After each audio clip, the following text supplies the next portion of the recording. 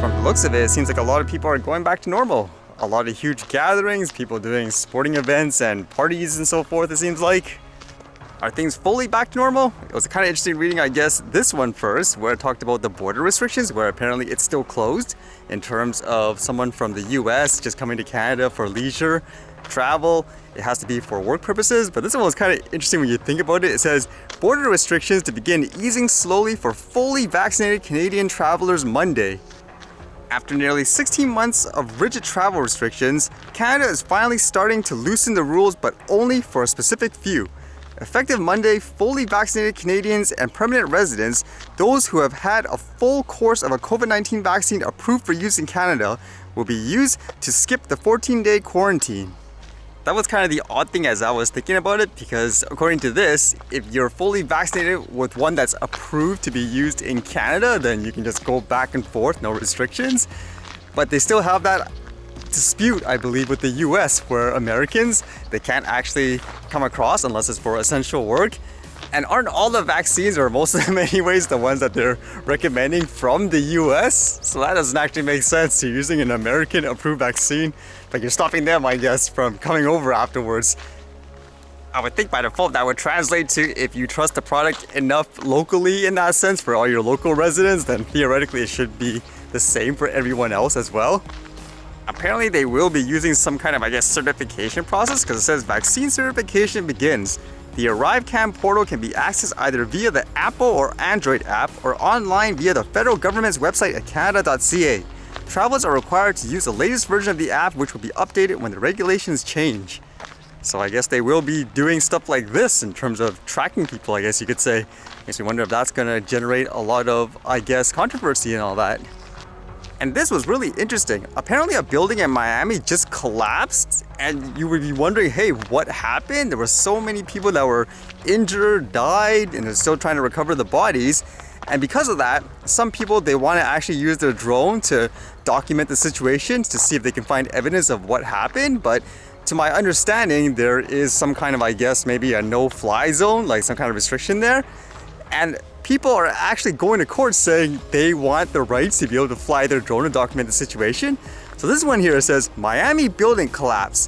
Family of missing man needs to better explain drone usage. Judge rules. The family of a man missing in the Surfside condominium collapse must better clarify how their request for a drone to survey the wreckage will add to the investigation. A Miami-Dade judge ruled late Thursday night. Judge Michael A. Hansman instructed lawyers representing the missing Harold Rosenberg to explain in detail how the proposed aerial drone will likely lead to the discovery of admissible evidence on the cause of the structure's catastrophic collapse. So basically, in trying to find out, I guess, who's ultimately responsible for this, if it's a case of negligence, then maybe this will give them more evidence. It says the family has asked permission to hire their own evidence inspector and to fly a drone over the site to collect their own evidence. Rosenberg lived on the building's second floor. His daughter and son-in-law, Benny, 32, and Malky Ways, 27, were visiting at the time and are also missing, lawyers said. It's kind of interesting too, as apparently trust is a factor on why they want to do it themselves. It says the key to answering the question, what happened to my loved one, is the evidence and the debris and the rubble and the collapse that is at the site. The families have no idea whether it is being documented as they peel through that collapse layer by layer, have no idea what is going to happen to that evidence, and they deserve a voice and a role in this process. So it's kind of an interesting example again, where there's probably so many more cases where people could use the tech in a perfectly legitimate way to help somebody, versus the over-the-top examples of, let's just say, a small drone just flying, I don't know, 3,000 feet in the air, all of a sudden shooting like a missile and taking down an airplane. And in this case, they can't do it because of, I guess, restrictions, because they treat everything like aircraft and they have the ability to tell everyone, no, you can't fly it. So here, they have to go through like this whole court system just to do that. And what if that is a case where they say, oh, we don't want, like, you know, a drone flying here because we don't want people to potentially collect evidence that would be incriminating to whoever is responsible. I mean, that is a legitimate concern, isn't it? Because so far, even here, for example, when they release things like those NOTAMs to stop any flights from a drone, even like a model aircraft, it dealt with more about, hey, we don't want people to, I don't know, fly around like a drone capturing video around the place. It wasn't even so much of a safety issue in terms of other manned aircraft or anything like that.